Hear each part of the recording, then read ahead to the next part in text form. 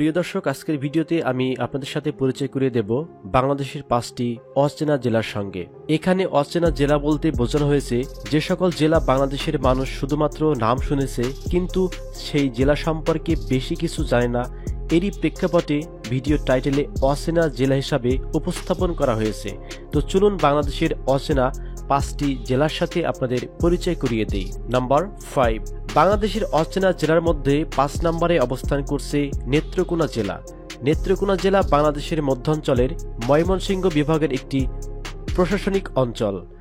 উপজেলার সংখ্যানুসারে নেত্রকোনা জেলা বাংলাদেশের একটি এ শ্রেণীভুক্ত জেলা। এখানে রয়েছে পাহাড়ি জলপ্রপাত, চিরামাটির পাহাড়, নদী, খাল, বিল। নেত্রকোনা জেলা এটা হয়তো আমরা অনেকেই নাম শুনেছি, কিন্তু নেত্রকোনা জেলার ডিটেল সম্পর্কে আমরা হয়তো বেশি কিছু বলতে পারবো না, কারণ নেত্রকোনা জেলাতে এমন কোনো বিখ্যাত ব্যক্তি বাংলাদেশে জন্মগ্রহণ করেনি যার নাম বাংলাদেশের মানুষ এক নামে চিনবে। এর কারণে আপনি ঢাকাতে বা অন্য কোনো জেলাতে গিয়ে যদি বলেন আমি নেত্রকোনা জেলার মানুষ, তাহলে মানুষ হয়তো আপনাকে চিনবে কিন্তু সেইভাবে আপনার জেলা সম্পর্কে অবগত হতে পারবে না। বাংলাদেশের অচেনা জেলার মধ্যে আজকের ভিডিও 4 নম্বরে অবস্থান করছে লালমনিরহাট জেলা। লালমনিরহাট জেলা বাংলাদেশের উত্তর পশ্চিমাঞ্চলের রংপুর বিভাগের একটি প্রশাসনিক অঞ্চল। এই জেলাটির নাম হয়তো মুখে মুখে বাংলাদেশের 90% মানুষ চিনে থাকবে। আপনি যদি অন্যান্য জেলার বিভিন্ন গ্রাম অঞ্চলে গিয়ে লালমনিরহাট জেলার কথা বলে থাকেন তাহলে হয়তো অনেকেই চিনবে না, কারণ এই জেলাতে কোনো পর্যটক আসে না। এর মূল উল্লেখযোগ্য বিষয় হলো এই জেলাতে এমন কোনো বিখ্যাত স্থাপনা নেই যার ফলে মানুষ এই জেলাতে ভ্রমণ করবে, এবং এরই ফলে জেলাটি অধিকাংশ ক্ষেত্রে পিছিয়ে আছে এবং বাংলাদেশের মানুষের নিকট একটু অপরিচিত জেলা হলো লালমনিরহাট জেলা। প্রিয় দর্শক, আপনাদের কাছে বিশেষভাবে ক্ষমা চেয়ে নিচ্ছি, 3 নম্বর জেলাটি টেকনিক্যাল ত্রুটিগত কারণে রেকর্ড করা সম্ভব হয়নি। বাংলাদেশের অচেনা জেলার মধ্যে আজকের ভিডিও 2 নম্বরে অবস্থান করছে শেরপুর জেলা। শেরপুর জেলা বাংলাদেশের ময়মনসিংহ বিভাগের একটি প্রশাসনিক অঞ্চল। পূর্বে এটি ঢাকা বিভাগের অন্তর্ভুক্ত ছিল।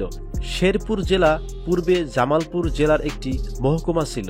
1984 সালের 22 ফেব্রুয়ারি এটিকে জেলায় উন্নীত করা হয়। এই জেলাটি না জানার একটি মূল কারণ হলো এই জেলাটি জামালপুর জেলার মধ্যে অন্তর্ভুক্ত ছিল। বাংলাদেশ স্বাধীন হওয়ার 13 বছর পর এটি বাংলাদেশের জেলা হিসাবে স্বীকৃতি পায়। এছাড়া এই জেলাটি এখনো পর্যন্ত তার সুনাম বাংলাদেশের অন্যান্য জেলায় ছড়িয়ে দিতে পারেনি। তাই বাংলাদেশের প্রত্যন্ত অঞ্চলে শেরপুর জেলার মানুষ গিয়ে যদি বলে আমার বাড়ি শেরপুর, তাহলে হয়তো খুব কম মানুষই শেরপুর জেলা সম্পর্কে অবগত হতে পারবে। বাংলাদেশের অচেনা জেলার মধ্যে আজকের ভিডিওর 1 নম্বরে অবস্থান করছে চুয়াডাঙ্গা জেলা। চুয়াডাঙ্গা বাংলাদেশের পশ্চিমে অবস্থিত খুলনা বিভাগের একটি প্রশাসনিক অঞ্চল। এই জেলার মানুষের দুঃখ একটাই, তারা ঢাকাতে গিয়ে যদি বলে আমার বাসা চুয়াডাঙ্গায়, তাহলে ঢাকার অধিকাংশ মানুষ তাদেরকে জিজ্ঞাসা করে চুয়াডাঙ্গা কোন দিকে। অর্থাৎ চুয়াডাঙ্গা জেলা সম্পর্কে ঢাকা সহ বাংলাদেশের অধিকাংশ মানুষ অবগত নেই। এর মূল কারণ হলো চুয়াডাঙ্গা জেলাতে নেই কোনো পাবলিক বিশ্ববিদ্যালয়, নেই কোনো ভালো মেডিকেল কলেজ। এছাড়া বাংলাদেশের এমন কোনো বিখ্যাত ব্যক্তি বা বিখ্যাত সুপারস্টার নেই যার বাড়ি চুয়াডাঙ্গায়, যার ফলে চুয়াডাঙ্গা সম্পর্কে বাংলাদেশের মানুষ খুবই কমই জানে। চুয়াডাঙ্গা জেলার কয়েকজন মানুষের সাথে কন্ট্যাক্ট করলে তারা আমাদেরকে জানায়, আমরা যখন ঢাকা বা অন্যান্য জেলায় যাই তখন আমরা চুয়াডাঙ্গা জেলার পরিচয় দিই না, আমরা বলি আমাদের জেলা কুষ্টিয়া, তাহলে মানুষ খুব সহজেই চিনতে পারে। তবে আশা করি এই জেলাটি ভবিষ্যতে অর্থনৈতিক দিক থেকে অনেক শক্তিশালী হয়ে নিজেদের সুনাম অর্জনে নিজেরাই চেষ্টা করবে চুয়াডাঙ্গা জেলাবাসী। চুয়াডাঙ্গা জেলাবাসীর জন্য অনেক শুভকামনা রইল।